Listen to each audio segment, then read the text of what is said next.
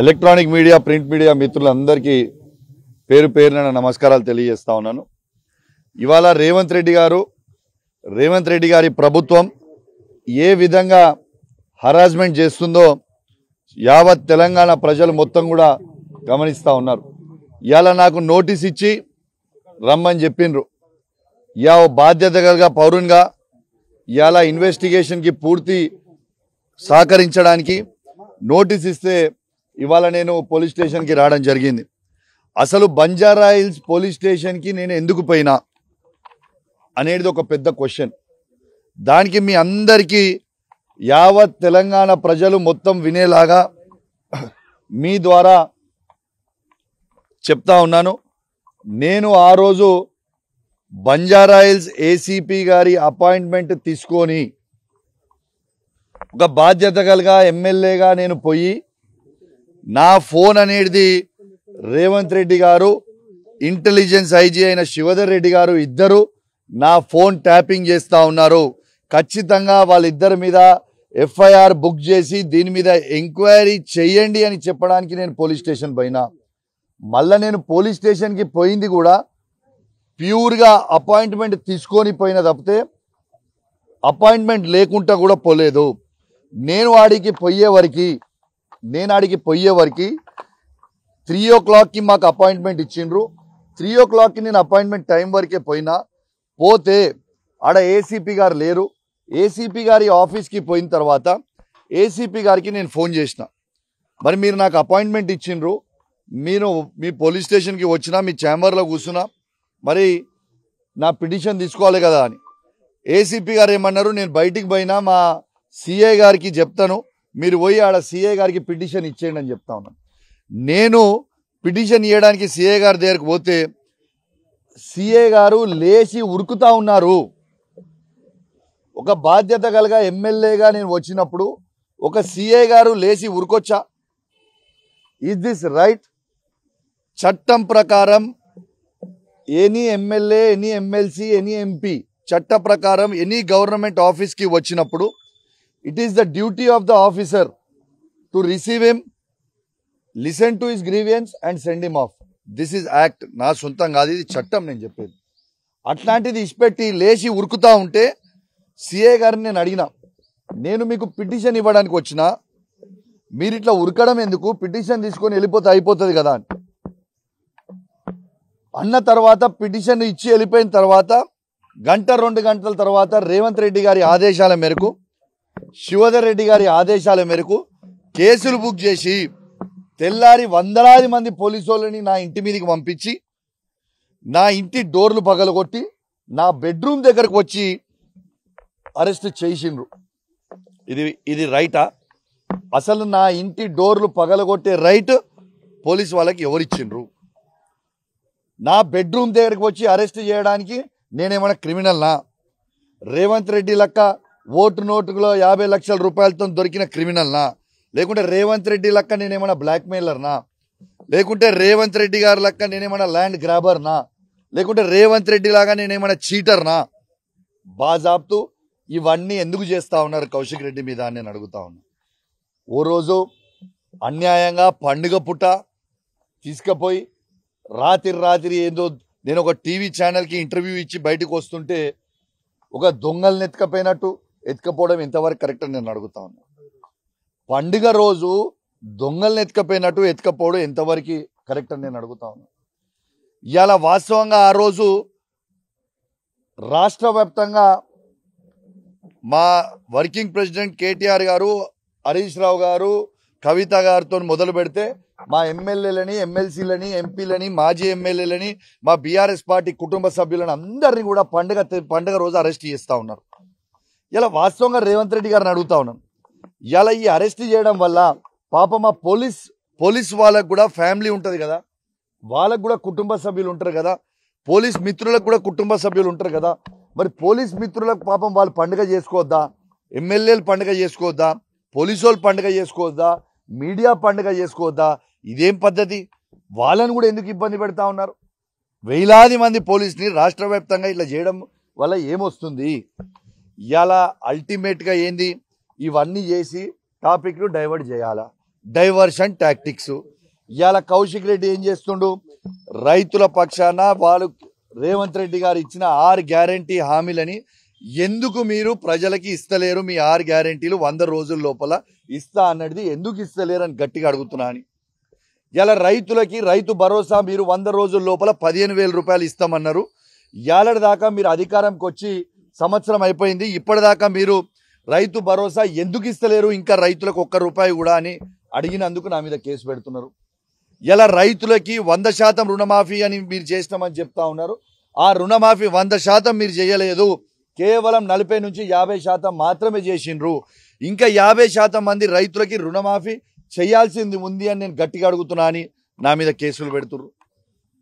ఇవాళ రైతులకి 24 గంటల ఫ్రీ కరెంటు అద్భుతంగా ఇవ్వండి అని ఎందుకు ఇస్తలేరు సరిగ్గా నేను అడుగుతున్నా అని నా పైన కేసులు పెడుతున్నారు.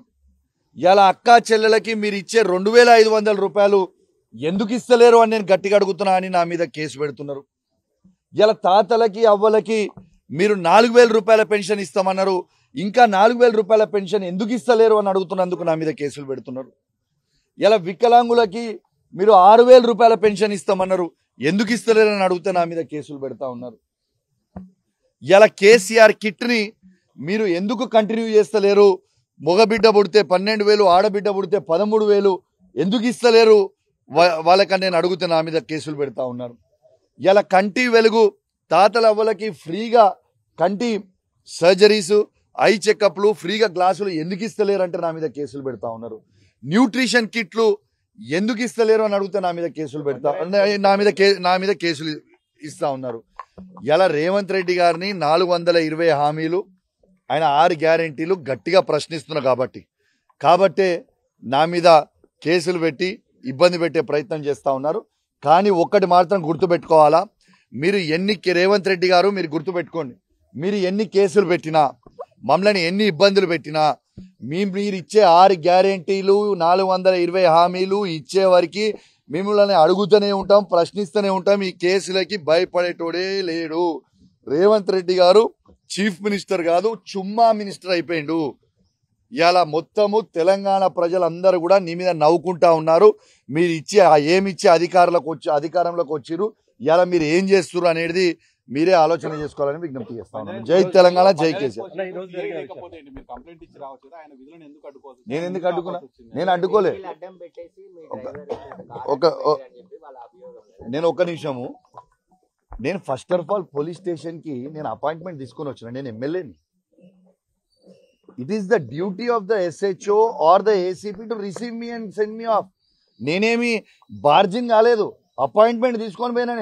నన్ను చూసి నేను సీఎం రేవంత్ రెడ్డి గారి మీద, ఇంటెలిజెన్స్ IG గారి మీద కంప్లైంట్ ఇస్తున్నాను లేచి ఉరకడం కరెక్టా?